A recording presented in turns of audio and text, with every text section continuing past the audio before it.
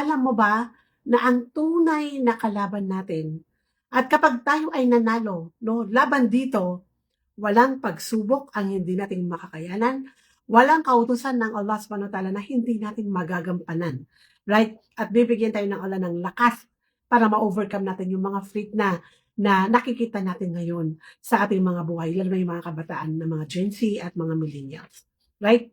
So, bago yan 'no, ituturo ko sa inyo yung dua na nagpapatunay na ang pinakamalaking kalaban natin is yung ating mga sarili. Yung ating mga sariling kagustuhan o sariling pagnanasa. Ito po ay tinatawag na nafs, right? Tinuruan tayo ng Prophet Muhammad sallallahu alaihi wasallam ng dua na sabi niya, Allahumma inna na'udzubika min syarri nafsi. Right? Uli kay Allahumma inni a'udzubika min syarri nafsi wa min syarri syaitanir rajim wa syirkuhu. Ibig sabihin, Ya Allah, ako ay nagpapakupkup sa iyo mula sa kasama ng aking sarili. See? And then, wa min syarri syaitan at mula sa kasama ng syaitan. Itong dua na to, kung mapapansin mo, inuna ng Rasul sallallahu alaihi wasallam na ituro sa atin na magpakupkup mula sa kasamaan ng sarili natin. Right? So, ibig sabihin, lahat tayo may kasamaan. Lahat tayo ay may nararamdaman na mga bagay na kapag isinagawa ni kakasali, magagalit ang Allah subhanahu wa ta'ala sa atin. At ang tawag dito ay nafs. At ang Allah subhanahu wa ta'ala, siya ay sumumpa sa surat Ash-Shams, wash-shamsi wa duhaha, wal qamar idha talaha, ila akhiri. Yung Allah subhanahu wa ta'ala, hindi lang 7 beses sumumpa, right? Mula sa Shams, mula sa Qamar, mula sa araw, mula sa gabi, mula sa lumikha ng ating mga sarili. And so on and so forth. Saan? Sabi ng Allah subhanahu wa ta'ala, فَأَلْهَمَهَا فُجُورَهَا وَتَقْوَاهَا. Ang Allah subhanahu wa ta'ala, nilikha daw niya tayo at in-inspired ang ating mga nafs, ang ating mga sarili, fujuraha wa taqwaha. Both paggawa ng kasamaan at paggawa ng kabutihan, lahat yan ay in-inspired ng Allah sa atin. Kaya nga makikita mo yung maliit na bata, di ba? Pag sinabi mo na, oh, shh, bad yan.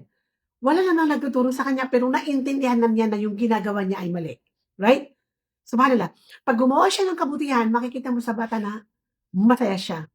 So, ikaw mismo kaya, ikumpara mo ang sarili mo sa bata. Tayo na matatanda na, may mga edad na, mga dalaga na, we know. Actually, kahit wala talagang, nagturo sa'yo na magulang, nagturo sa'yo na ulama o ng ustad, alam mo what is good and what is bad. Kasi sabi ng Allah, فَأَلْهَمَهَا فُجُورَهَا وَتَقْوَاهَا.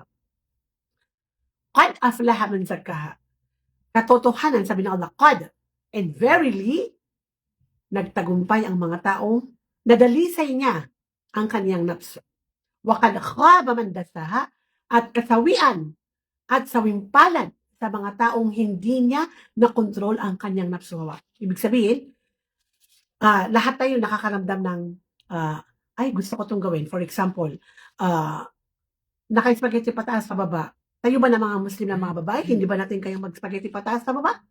So bakit hindi mo ginawa yung spaghetti pataas sa baba na ipinapakita yung 34, 24, 34 na figure ng isang babae? Kahit na alam mo na mas maganda ka kaysa dun sa kafir.